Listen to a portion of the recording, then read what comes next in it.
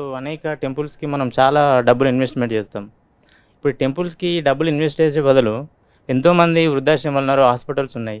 వాటికి డబ్బులు పెట్టొచ్చు కదా! ఈ టెంపుల్స్‌కే ఎందుకు పెట్టాలి? హ్మ్. చాలా మంచి ఇప్పుడు ప్రశ్న. నేను రోడ్డు మీద వస్తుంటే చాలామంది అన్నదావాళ్ళు ఉన్నారు. వాళ్ళకి కూడా పెట్టొచ్చు కదా! దీనికి పెట్టే ఇన్వెస్ట్‌మెంట్. చాలా మంచి ప్రశ్న అడిగారు.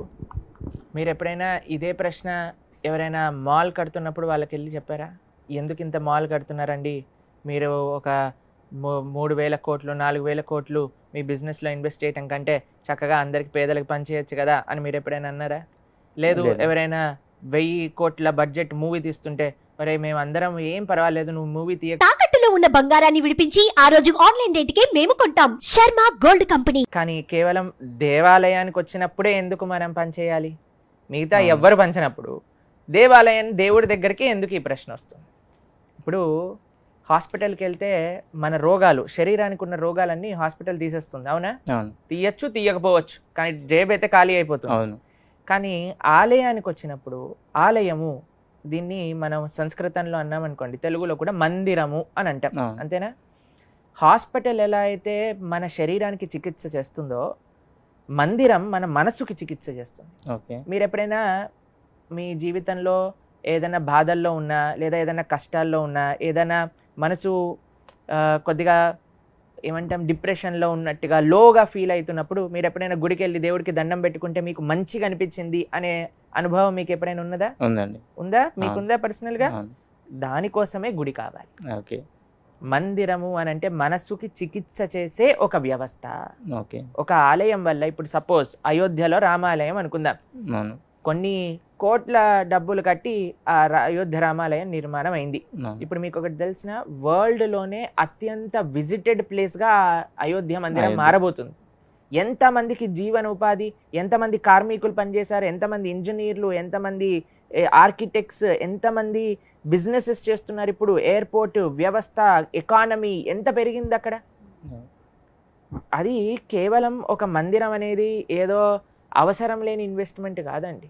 మన అలా ఉండుంటే మన రాజులు అంతంత కష్టపడి ఎందుకు మందిరాలు నిర్మించారు పూర్వకాలంలో? ఓకే. సినిమా థియేటర్ నిర్మించుంటే అయిపోయేది కదా, మనందరం హాయిగా సినిమాలు చూసేవాళ్ళు. సినిమాకి వెళ్ళి చూసి బయటకు వచ్చాక ఏ మోటివేషన్ రాదు, మనకి డిప్రెషన్ వస్తుంది, అనవసరంగా డబ్బులు తగిలేసాం ఈ సినిమాకి అని. కానీ ఈ గుడికి వెళ్ళి వచ్చినప్పుడు ఎప్పుడు మనకు అలా అనిపించదండి. మందిరము అని అంటే ఎక్కడైతే భగవంతుడు కొలువై ఉంటారో ఆ స్వామి యొక్క శక్తి. ఒక టెంపుల్, ఇప్పుడు తిరుపతి వెళ్ళారు గీతాంజలి గారు, దర్శనం చేసుకొని వచ్చారు, వెంకటేశ్వర స్వామి హుండీలో డబ్బులు ఇస్తున్నారు. ఎన్ని అద్భుతమైన కార్యక్రమాలు వాటితో చేస్తున్నారు, ఎన్ని లక్షల మందికి అన్నదానం చేస్తున్నారు, ఎన్ని లక్షల మందికి వైద్యం అందిస్తున్నారు, ఎన్ని ఇన్స్టిట్యూషన్స్ నడుస్తున్నాయి, ఎంతమంది ఎంప్లాయీస్ పనిచేస్తున్నారు టీటీడీలో, అవునా కాదా చెప్పండి? కాబట్టి everything has its own role to play. ఇప్పుడు మనం అడిగామనుకోండి, పార్లమెంట్ ఎందుకు తీసేయచ్చు కదా, కొత్త పార్లమెంట్ కట్టడం ఎందుకు, డబ్బులు పంచేయండి, దేనైనా పంచేయచ్చు. ఆ పంచడం మనతో స్టార్ట్ అవ్వాలి. ఇప్పటి నుంచి ఏం చేయాలి అంటే, ఇలా ప్రశ్న అడిగే వాళ్ళందరూ వాళ్ళ జన్మదినోత్సవాలని యానివర్సరీలని అవి ఇవి చేసుకోవటం ఆపేసి ఫస్ట్ ఆ డబ్బుల్ని పంచండి, దాని తర్వాత భగవంతుడి దగ్గరికి వద్దురు. కానీ మా స్వామి ఏమనడుగా పాపం ఇలానే నవ్వుతుంటూ ఉంటాడు కాబట్టి అందరు దేవుడిని టార్గెట్ చేయడానికి ప్రయత్నం చేస్తారు. అదే పక్కన వాడికి వెళ్ళి, రే నువ్వు ఇంత పెద్ద బర్త్డే పార్టీ ఎందుకు చేస్తున్నావు, అవసరం లేదు, నీ డాటర్ ఫస్ట్ బర్త్డే చేయటం అని అన్నారనుకోండి, లాగా ఒక్కటి పీకుతాడు. కాబట్టి మనం జాగ్రత్తగా ఉంటాం అక్కడ. కాబట్టి మందిరము అనేది చాలా ముఖ్యమైన ప్రదేశం. మన సనాతన ధర్మానికి కేంద్రం మందిరాలన్నమాట. వాటిని చక్కగా మనం నిర్మింపజేయాలి. మందిరం ఏదో భగవంతుడు పూజలు చేసే ఒక ప్లేస్ కాదండి, అది వ్యక్తులు వెళ్ళినప్పుడు ట్రాన్స్ఫర్మేషన్ని కలిగించే ప్లేస్, మార్పుని, మనస్సు యొక్క మార్పు. దాంతోపాటు మీరు చూసారనుకోండి, మందిరంలో సర్వీస్, ఎంగేజ్మెంట్ ఎన్నో ఉంటాయి. కాబట్టి మందిరము అనేది మన సనాతన ధర్మానికి కేంద్ర బిందువు. ఓకేనా? ఓకే, సంతోషం, థ్యాంక్ యూ.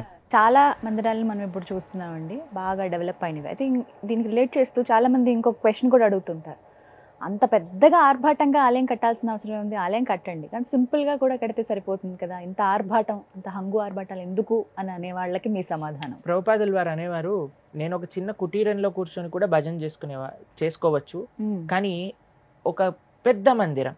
ఇప్పుడు చూడండి, we want to always expand. ఇప్పుడు సుమన్ టీవీ ఒక్కొక్క చిన్న చిన్న ఊర్లలో కూడా మీరు చేశారు. ఎందుకండి జస్ట్ హైదరాబాద్ లో ఇక్కడ బంజారా హిల్స్, జూబ్లీ హిల్స్ లో ఉండే ఒక చిన్న ఆఫీస్ లో మేము చేసుకుంటాము, ఎందుకు మనం ఎక్స్పాండ్ చేస్తున్నాం? ఎంత ఎక్స్పాండ్ చేస్తే అంత మంది కనెక్ట్ అవుతారు కాబట్టి. ఆలయం ఎంత వైభవంగా ఉంటే అంతమంది వస్తారు, అంతమందికి ఒక ఉపాధి దొరుకుతుంది. ఇప్పుడు బై నాట్ ఓన్లీ భగవంతుడికే చిన్నది ఇచ్చి మనం ఎందుకు విల్లా కొనుక్కోవాలని చూస్తున్నాం?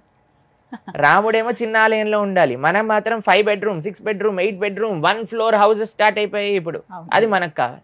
మరి మనం లగ్జరీని సాక్రిఫైస్ చేసుకోలేకపోతున్నా, కానీ రాముడికి మాత్రం చెప్తాం, అయ్యా నువ్వు ఆల్రెడీ 500 సంవత్సరాలు టెంట్లో ఉండు, ఇంకా నువ్వు అలానే కంటిన్యూ అయిపో, మేము మాత్రం హ్యాపీగా మేము 3 bedroom 6 bedroom ఫ్లాట్ కొనుక్కొని ఉంటాము. దట్ ఈస్ నాట్ ఫేర్ కదా.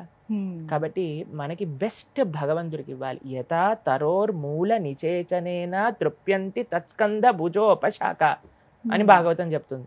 ఇప్పుడు చూడండి, ఒక చెట్టు పెరగాలి అంటే మొదట్లోకి నీళ్లు పోయాలి. పోసారనుకోండి చెట్టు ఆటోమేటిక్గా పెరుగుతుంది కదా, పూలు వస్తాయి, కాయలు వస్తాయి, పండ్లు వస్తాయి. భగవంతుడు ఈ జగత్తుకి మూలం. ఆ స్వామికి మాని మనం సేవ చేయగలిగితే, ఆ స్వామికి కానీ మనం మంచిగా ఫెసిలిటీ ఏర్పాటు చేయగలిగితే, జగత్తుకి మొత్తం కూడా మంచి ఫెసిలిటీ ఏర్పాటు.